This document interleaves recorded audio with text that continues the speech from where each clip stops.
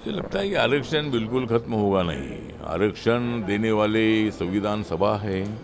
आरक्षण देने वाले कॉन्स्टिट्यूशन के आर्किटेक्ट डॉक्टर बाबा साहब अम्बेडकर जी हैं और उन्होंने एस सी एस टी को आरक्षण दे दिया था। और बाद में जब वीवी सिंह जी की सरकार आई थी तब मंडल कमीशन को लागू करने का निर्णय लिया गया था और ओबीसी को बाद में 27% आरक्षण मिला था। तो जो अभी 49.5% आरक्षण पहले था और अभी 10% आरक्षण इकोनॉमिकल वीकर सेक्शन को माननीय मोदी सरकार ने दिया है। तो उसी तरह मतलब 59.5% आरक्षण अभी देश भर में है। तो आरक्षण को बिल्कुल धक्का नहीं लगेगा। माननीय नरेंद्र मोदी जी बार बार बोल रहे हैं कि भाई आरक्षण को धक्का नहीं लगेगा और आरक्षण की पूरी सुरक्षा करने का काम हमारी सरकार करेगी। लेकिन उसके बावजूद भी माननीय राहुल गांधी जी, कांग्रेस पार्टी और इंडिया आघाड़ी के कई लोग हमेशा ये बात कर रहे हैं, झूठी बात कर रहे हैं कि भाई ये सरकार आएगी तो ये 400 पार अगर ये सीटें करेंगे तो ये मतलब आरक्षण को खतरा पैदा करेगी, आरक्षण वो निकाल देंगे और संविधान धोखे में आएगा। इसी तरह की बातें की जा रही है। इसीलिए मैं इलेक्शन कमीशन के पास कंप्लेंट कर रहा हूँ और राहुल गांधी पर कार्रवाई होनी चाहिए। राहुल गांधी झूठी बात करते हैं। राहुल गांधी जी बार बार प्रधानमंत्री जी और बीजेपी और एनडीए ने बोलने के बाद भी आरक्षण खतरे में बिल्कुल नहीं है, आरक्षण को धक्का नहीं लगेगा और संविधान बिल्कुल बदला नहीं जाएगा। इसी तरह की भूमिका मतलब हमेशा रखने का काम हुआ है। उसके बावजूद भी गलत बात करने की कोशिश हो रही है।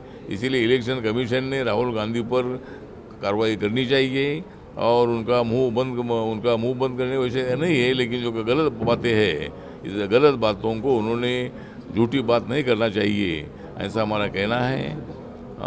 मैं आज तेलंगाना में आया हूँ और कल ही राहुल गांधी जी ने तेलंगाना से स्टेटमेंट किया है कि आरक्षण खतरे में है और ये सत्ता में आएंगे तो ये आरक्षण को निकाल देंगे SC/ST OBC का। ये गलत प्रचार किया जा रहा है।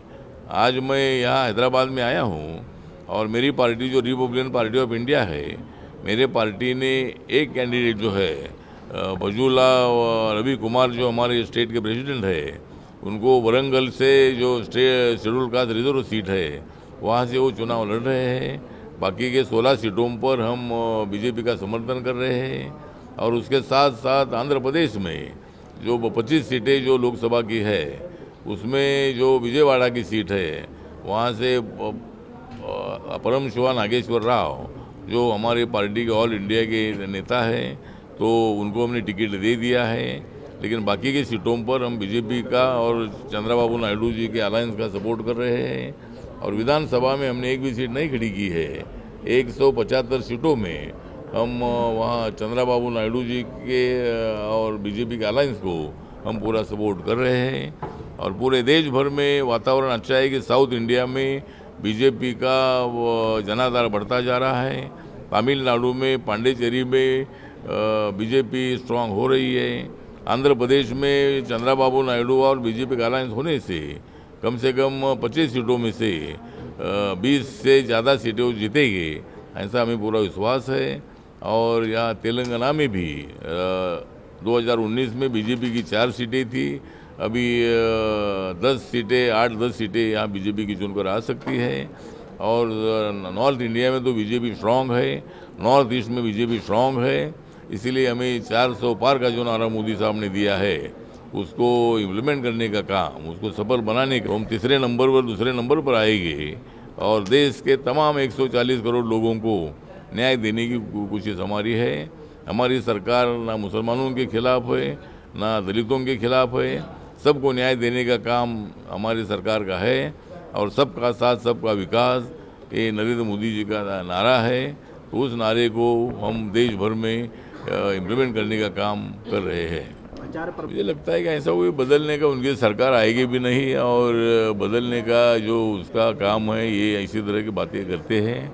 तो मुझे लगता है कि जो स्टेटमेंट जो दिया है ये राहुल गांधी जी इसी तरह की उल्टी सीधी बात करते रहते हैं और उनको सत्ता मिलेगी नहीं और इसीलिए मुझे लगता है कि वो ऐसा कुछ होगा नहीं।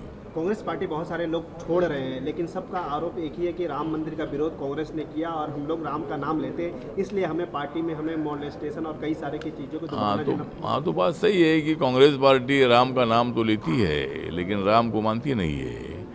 माननीय सोनिया गांधी जी को, राहुल गांधी जी को राम मंदिर के उद्घाटन के टाइम पर उनको बुलाया था, हमारे मल्लिकार्जुन खड़गे जी को बुलाया था, लेकिन ये इंडिया आघाड़ी के कोई भी उसमें आई नहीं।